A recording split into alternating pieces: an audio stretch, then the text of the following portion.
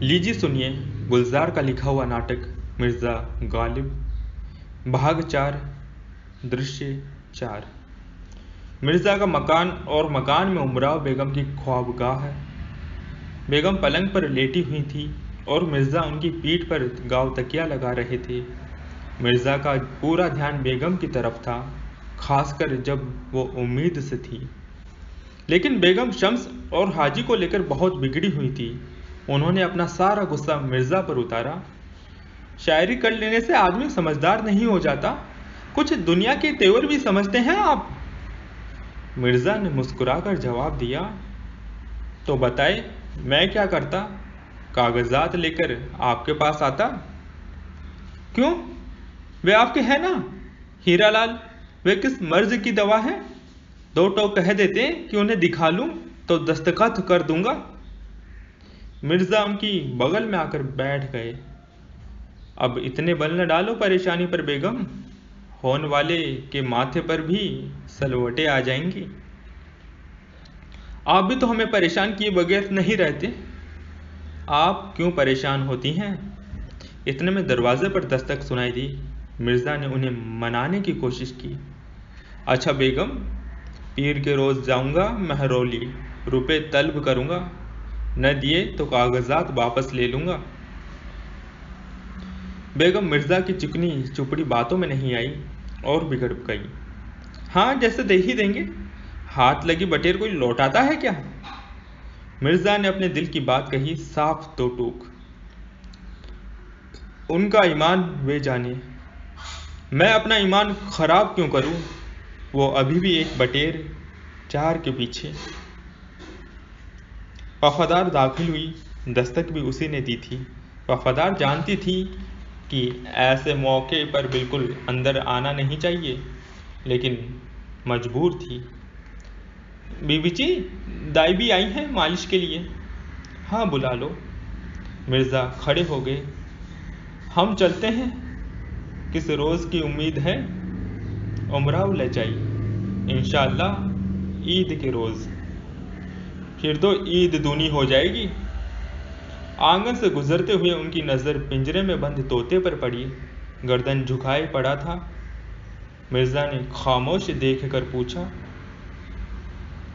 अरे मियाँ मिट्ठू, आपके न जोरू न बच्चे, आप क्यों सर झुकाए बैठे हैं। दृश्य 5। महरौली की सराय, वही अमराई, शम्स और हाजी मिर्ज़ा गालिब के सामने खड़े थे। तिपाई पर पैसों की 2 थैलियाँ, गालिब के मुंह में हुक्के की नए। शम्स ने थैलियाँ उनकी तरफ बढ़ा दी। ये लो असद भाई, 750 हैं, 400 इसमें, 350 इसमें। गालिब ने दोनों थैलियाँ उठा ली। और तुम मियाँ हाजी, कब लौट रहे हो आगरा। कल सुबह रवाना हो जाऊंगा। तुम हमारा एक काम कर देना, ये 350 रुपये यूसुफ भाई को दे देना। यूसुफ मिर्ज़ा को जानते हो ना।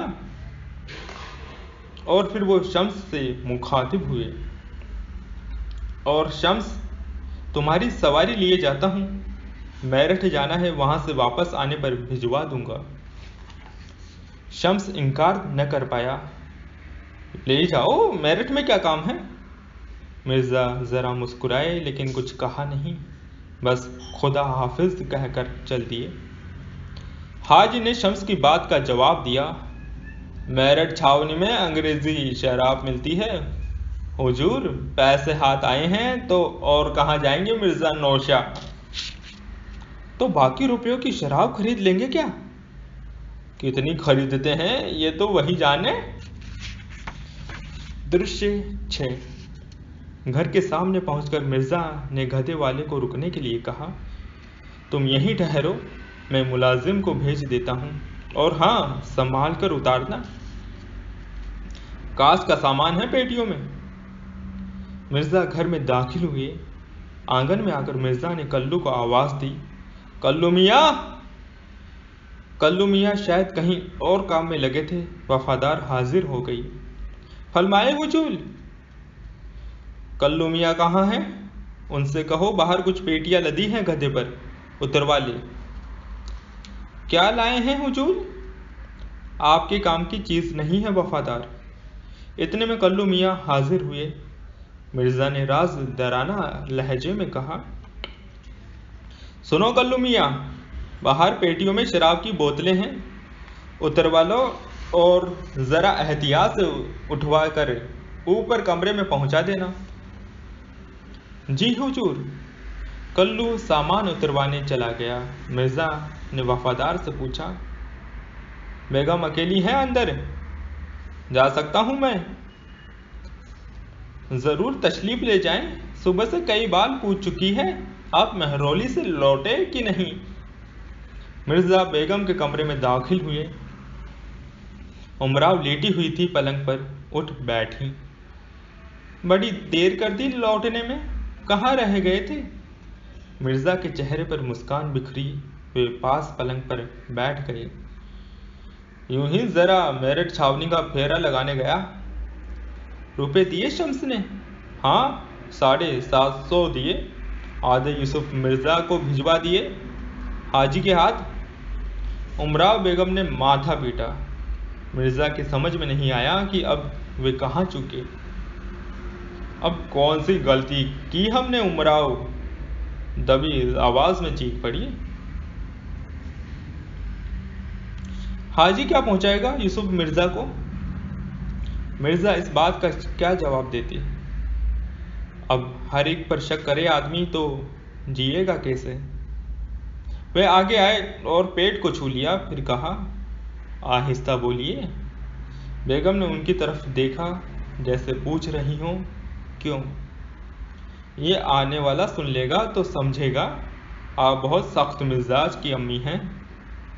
लेकिन उमराव बेगम के मिजाज में कोई नरमी नहीं आई। वे अभी भी गुस्से में थी। आप भी हद करते हैं। हाजी पर कैसे एतबार किया आपने? वही, जब पैसे देने में बेईमानी नहीं की तो पहुंचाने में क्यों करेगा? इस बात का जवाब उमराव बेगम के पास न था, लेकिन जांच पड़ताल अभी जारी थी। उन्होंने दूसरा सवाल किया, और बाकी रुपयों का क्या किया? मिर्जा खड़े हो गए मुजरिम की तरह, सफाई देने के लिए। कहा, बनिए का पिछला उधार चुकता कराया था। तीसरा सवाल, और बजाज वो भी चुकता कर दिया। चौथा सवाल, ये टाल वाले के बारे में था जहां से ईंधन कोयला आता था, और टाल का टाल दिया।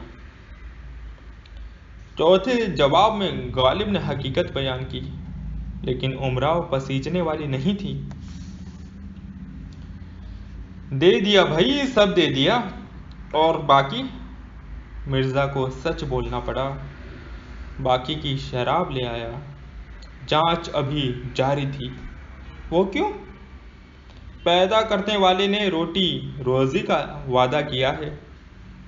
खाने को वो देगा, पीने का वादा नहीं किया, सो मैं खुद ही ले आया।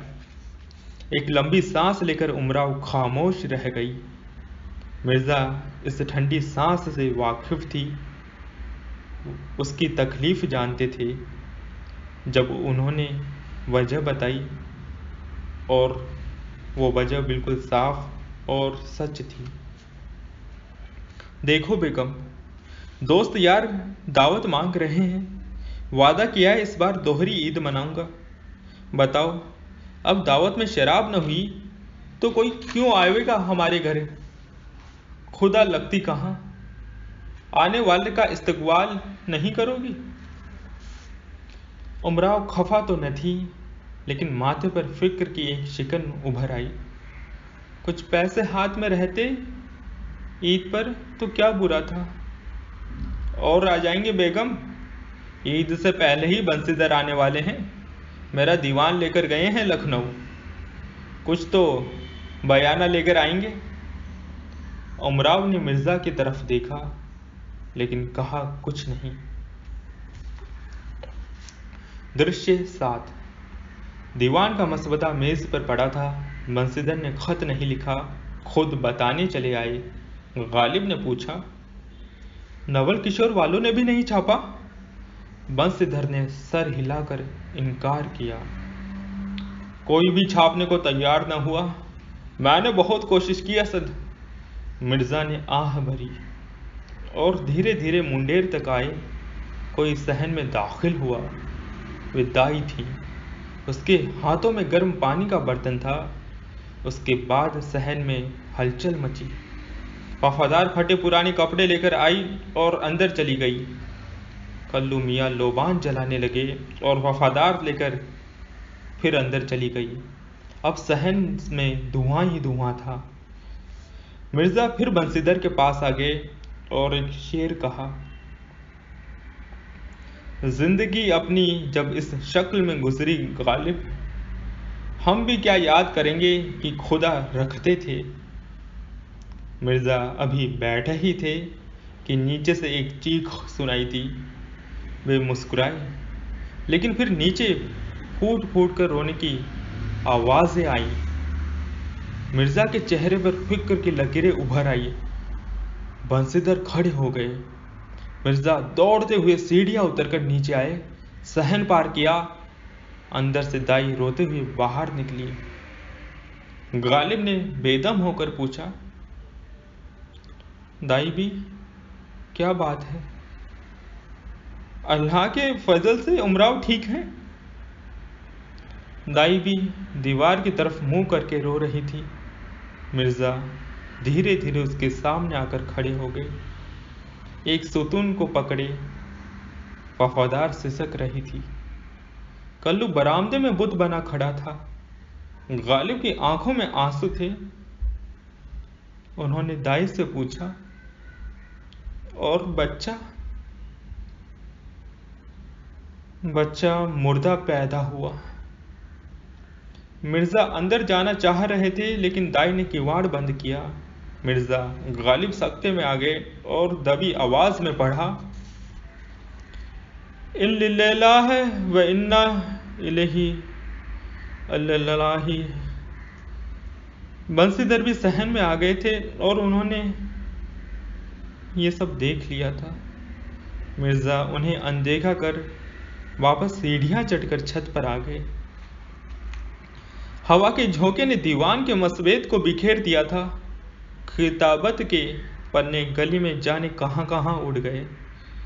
वाहिद एक पन्ना बचा था जो अभी तक जिल्द से जुड़ा हुआ था।